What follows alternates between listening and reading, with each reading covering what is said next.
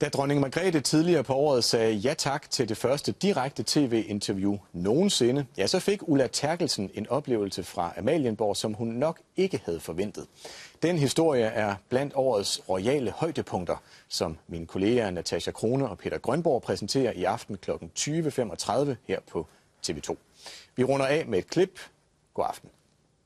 Vil de have en pude i ryggen?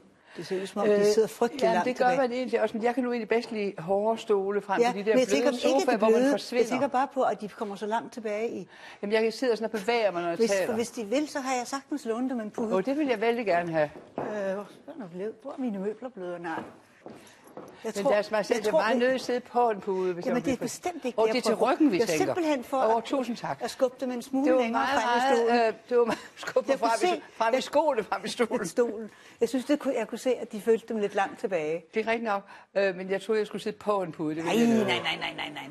Fordi når man er høj, så vil man jo tage det.